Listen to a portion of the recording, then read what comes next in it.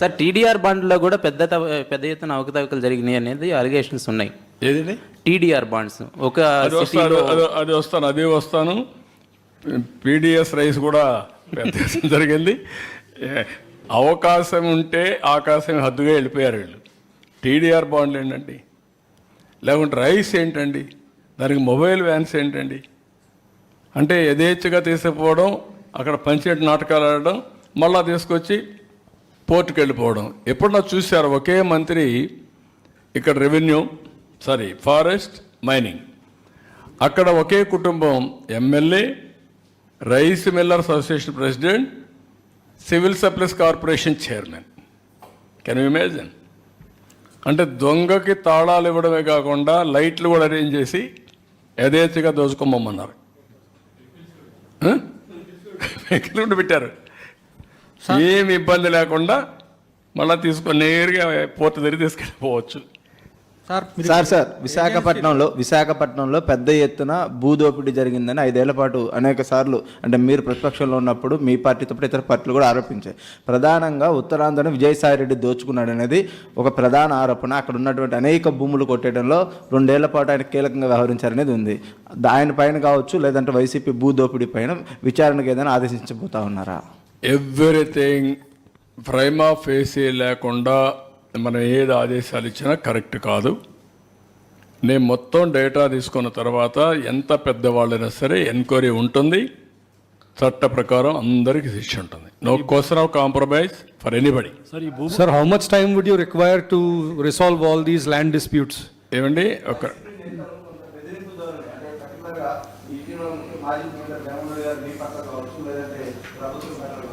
కొంత బెదిరింపు ధోరణిలో మాట్లాడుతూ ఉన్నారు. నేను ఏమంటానంటే, అందుకే చెప్పాను, బెదిరిస్తున్నారు లేకుంటే బ్లాక్మెయిల్ చేస్తున్నారు అంటే భయపడితే అది పాలన కాదు.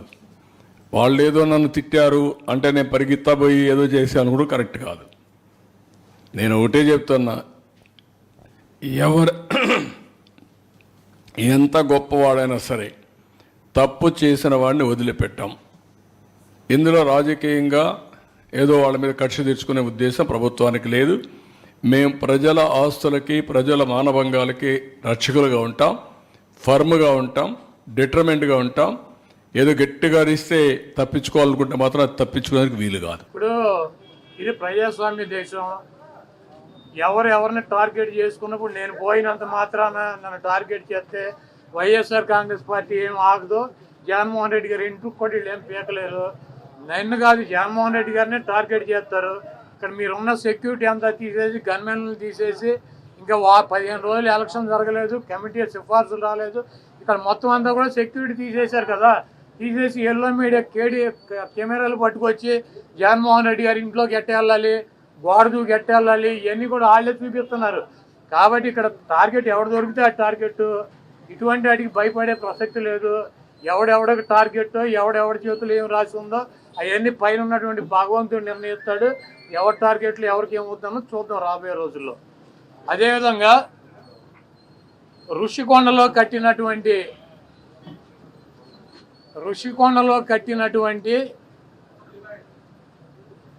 పర్యాటక కేంద్రంలో కట్టినటువంటి భవనాలనే ఈ సిగ్గు ఎగ్గు లేనటువంటి తెలుగుదేశం పార్టీ, ఈ సిగ్గు ఎగ్గు లేనటువంటి ఎల్లో మీడియా అది జగన్మోహన్ రెడ్డి గారి నివాసం అని చెప్పి చూపిస్తున్నారు 3 రోజుల నుంచి. వెళ్ళి జగన్మోహన్ రెడ్డి గారు అక్కడ నివాసం ఉన్నాడా? జగన్మోహన్ రెడ్డి గారు 2014 నుంచి 19 దాకా ప్రతిపక్ష నాయకుడిగా ఉన్నాడు. ఆయన కార్యాలయం లోటస్ పాండ్, ఇల్లు లోటస్ పాండ్. ఆయన లోటస్ పాండ్ హైదరాబాద్ నుంచే ప్రతిపక్ష నాయకుడికి ఉన్న 5 సంవత్సరాలు నడిపాడు.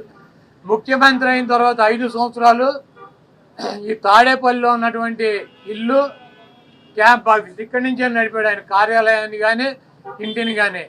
జగన్మోహన్ రెడ్డి గారి రక్తంలో లేదు. ప్రభుత్వం కట్టించినటువంటి ఇళ్లలో ఉండటం కానీ, ప్రభుత్వం కట్టించినటువంటి గెస్ట్ హౌస్లో ఉండేటువంటి కర్మ జగన్మోహన్ రెడ్డి గారికి పట్టల. జగన్మోహన్ రెడ్డి గారు వైజాగ్లో సొంత ఇల్లు కట్టుకున్నాక అక్కడ షిఫ్ట్ అవుతాడు.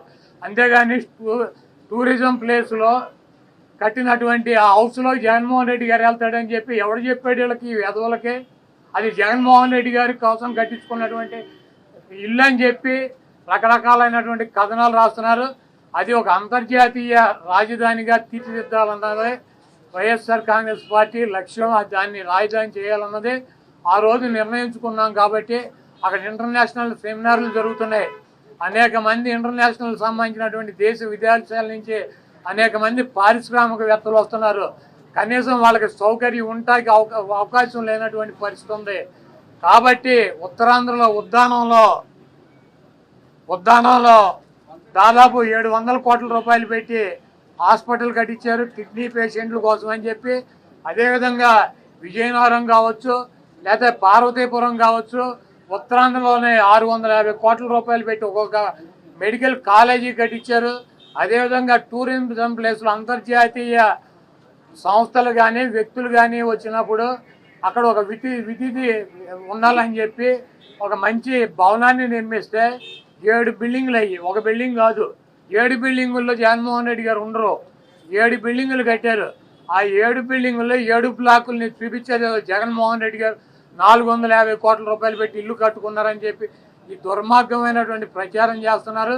ఇవన్నీ కూడా ప్రజలు గమనిస్తారు. చంద్రబాబు నాయుడుకి ఇచ్చినటువంటి వాగ్దానాలు నెరవేర్చలేక నీకు సూపర్ 6లో పెట్టినటువంటి వాగ్దానం 1500 రూపాయలు ఇస్తానని చెప్పావా, చెప్పలేదా? 18 సంవత్సరాలు దాటిన వాళ్ళకి రేపు 1వ తారీఖు నీకు దమ్ముంటే 20 లక్షల మంది నిరుద్యోగులకు 3000 ఇస్తానని చెప్పావా లేదా?